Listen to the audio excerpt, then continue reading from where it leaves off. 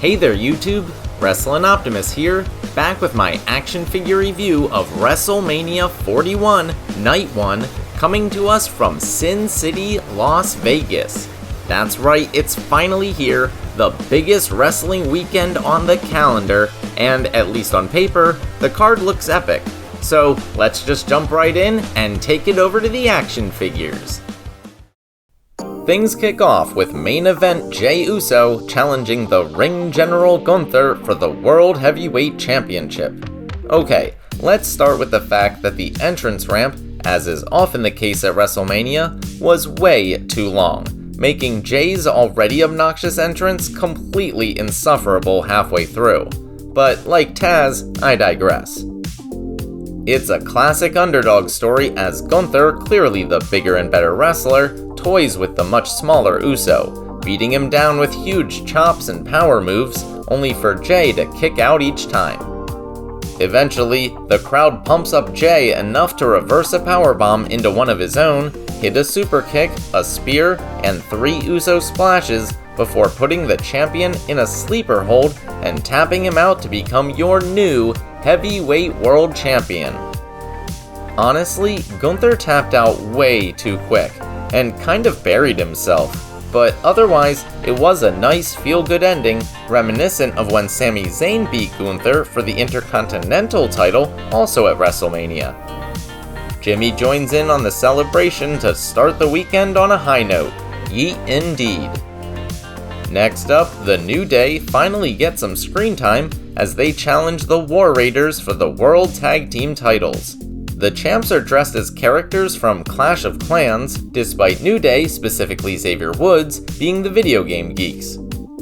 Surprisingly, the babyface War Raiders dominate much of the match, using their size and power advantage to halt any momentum New Day can muster. In the end, Kofi knocks Ivar off the ropes during an attempted double team move. The New Day hit a big stomp off the top rope, and Kingston holds Ivar down during the pin to help them become your new World Tag Team Champions. 2 title changes in a row? Seems like they're buttering up the crowd for something. Naomi's new heel aesthetic is apparently caution tape as she gets set to take on Jade Cargill in a blood feud stemming from Naomi's jealousy of Jade's friendship with Bianca Belair. A flimsy story at best, but it did give us this first ever non-title women's singles match in WrestleMania history. So I got that going for me, which is nice. Meanwhile, Jade's A Storm Is Coming intro is the inspiration for a WrestleMania weather report before her grand entrance. In my opinion, this is another match with weird psychology. I get that Naomi is the heel, and in most cases she should dominate, but Jade looks like, and generally is treated like, a monster. She shouldn't be on the receiving end of that much offense. But eventually, she does take over, nailing Naomi with an incredible looking electric chair into a powerbomb, then hitting Jaded for the win. The Samoan werewolf Jacob Fatu comes out in a crazy wolf mask, accompanied by Solo Sikoa in a fancy white suit, while the megastar LA Knight, arrives in a sports car that he literally drives onto the stage to defend his United States title. In my spot of the match, LA Knight reverses Fatu's top rope moonsault into a BFT, but Jacob gets his hand on the bottom rope to break up the pin. However, Fatu comes back with 3 consecutive top rope moonsaults to get the victory and become your new United States champion. That's 3 title matches and 3 title changes.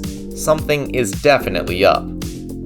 After Rey Mysterio suffered an injury on SmackDown the night before, Rey Fenix steps in to replace him and take on the mysterious luchador El Grande Americano, who gets an incredible sepia-filtered entrance complete with mariachi band. Although commentary insists Americano isn't Chad Gable because they've been seen in the same room together, Michael Cole points out that you can't spell luchador without Chad.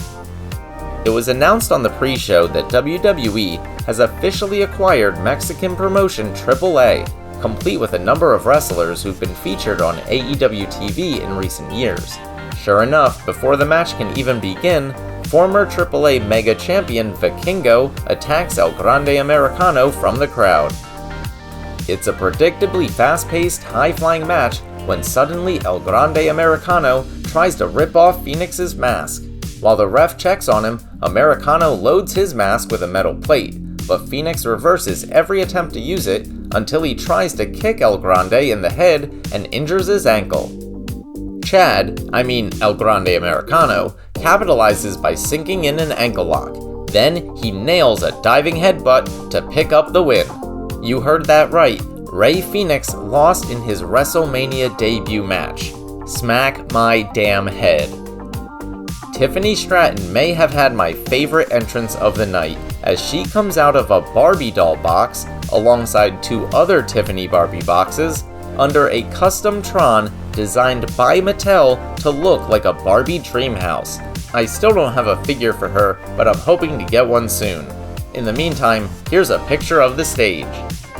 Charlotte, on the other hand, also comes out in a sports car and gives serious Ric Flair vibes with her entrance as she challenges for the WWE Women's Championship. Tiffany's spinebuster is legit, and her prettiest moonsault ever is on a whole other level compared to Charlotte's. It's no surprise the crowd is firmly behind her as she targets the Queen's injured knee. Even when Charlotte locks in the figure 4, all Tiffany has to do is punch the knee brace to break it up. It's a somewhat botchy match, but in the end, Tiffany nails the prettiest moonsault ever to win and retain. It's a great moment for Tiffany, especially considering she's the only champ to retain so far, but if you look close, I think she chipped her front tooth.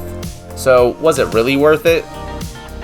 We get the obligatory Hall of Fame celebration for the 2025 class, headlined by the game himself, Triple H. Seth's entrance is pretty freaking cool as he comes out in a black trash bag, wielding a flamethrower that he uses to ignite the stage, then reveals a sparkling white suit underneath. It's really weird seeing Roman come to the ring completely alone for the first time in what seems like forever. But he's not really alone, as giant video screens with pictures of the NOIE family slowly descend behind him on his way down the ramp. Punk's entrance begins with a video package featuring one of his early promos and highlights from his entire career. Then, the immortal In Living Color plays CM Punk and Paul Heyman to the ring with a live version of Cult of Personality. And let me just say, holy crap, these guys still got it. The singer, in particular, hits a high note I didn't even think was possible. At the start, Punk rolls out of the ring to get some wisdom from his best friend, while Roman beats up Seth.